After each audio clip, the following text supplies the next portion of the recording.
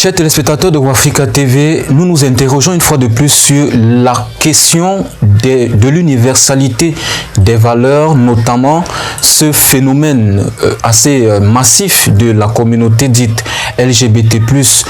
Nous évaluons ce matin le rapport entre les valeurs africaines et celles prônées par la communauté dite LGBT+. Rappelons déjà d'entrée de jeu que le code pénal camerounais sanctionne toute personne qui est prise en flagrant de rapport sexuel avec une personne de même sexe. On parle d'un emprisonnement allant de 6 mois à 5 ans et d'une amende de 20 000 à 200 000 francs. Nous sollicitons à cet effet le point de vue d'un anthropologue africain sur la question du rapport entre les valeurs africaines et celles prônées par la communauté LGBT+. Là, je voudrais d'abord éclairer la lanterne de vos téléspectateurs sur ces sigles-là. LGBT. L veut dire lesbienne. G veut dire gay. B veut dire bisexuel. D veut dire transsexuel. En d'autres termes, les lesbiennes, c'est les homosexuelles femmes, c'est-à-dire les femmes qui entretiennent des rapports sexuels avec les autres femmes. Gay, c'est les homosexuels hommes, les hommes qui entretiennent des rapports sexuels avec les autres femmes. Les bisexuels,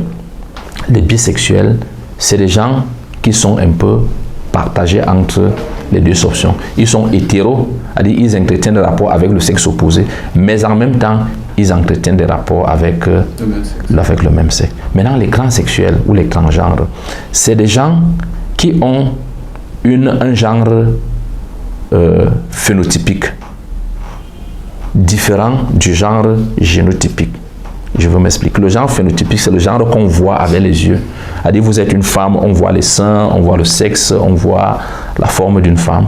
Mais le genre génotypique, c'est le genre qu'on a à partir des gènes. Vous savez qu'on est homme à partir des chromosomes X et Y et femme à partir des chromosomes X et X. C'est ça le genre génotypique et c'est ça qui est le vrai genre. Alors, vous pouvez avoir un genre génotypique X et X, c'est-à-dire vous êtes une femme, mais à travers des actes chirurgicaux, on transforme votre phénotype en un homme. Vous comprenez un peu?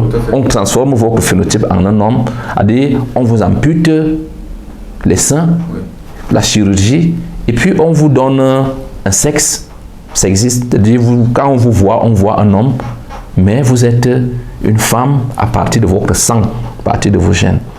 Bon, c'est de plus en plus évident avec les hommes qui deviennent les femmes, c'est-à-dire qu'on vous soumet à un système hormonal, on vous met des hormones, et puis on pose des actes chirurgicaux, l'ablation du sexe, et puis on vous donne le vagin d'une femme, et puis on vous fait pousser artificiellement les seins, et vous devenez une femme. Donc voilà un peu les explications que je voulais apporter sur le sigle LGBT.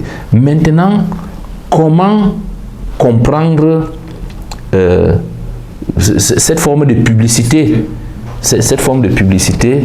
de ce genre de sexualité-là à partir des cultures négro-africaines. Ce qu'il faut déjà dire, c'est que la sexualité en anthropologie a des fonctions.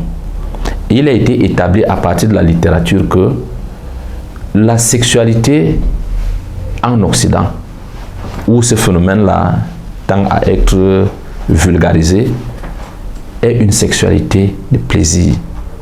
Une sexualité de plaisir. Et la sexualité en Afrique est une sexualité de reproduction. Et à partir de ce background idéologique, vous pouvez donc comprendre la réaction des cultures négro-africaines.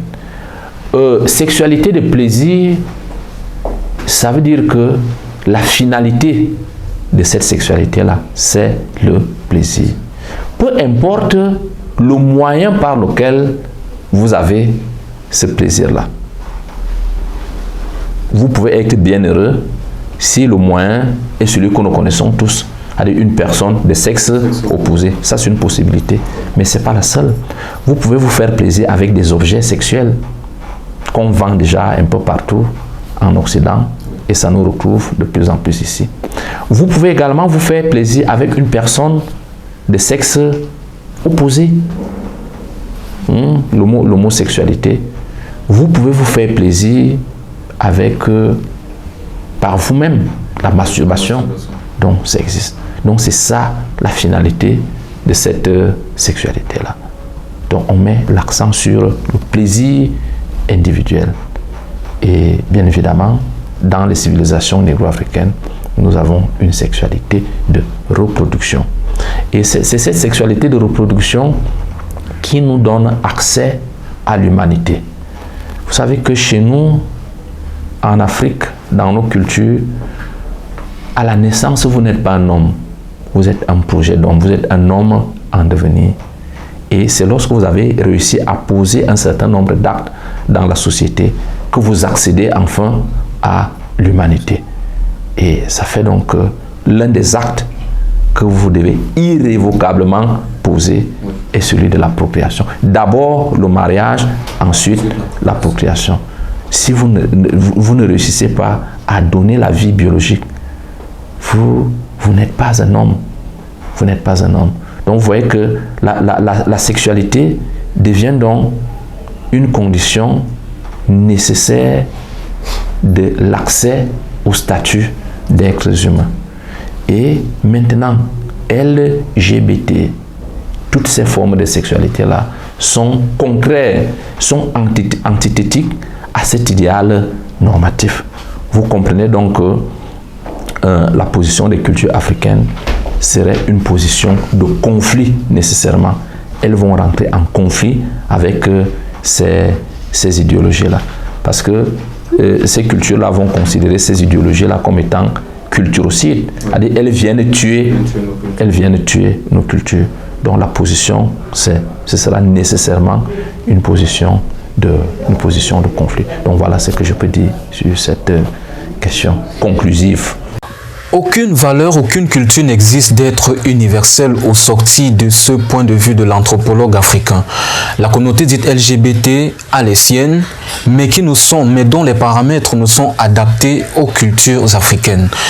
Il faut retenir au terme de cet entretien que chaque culture définit ses valeurs, qui orientent sa vision du monde et qui définit ses actions quotidiennes.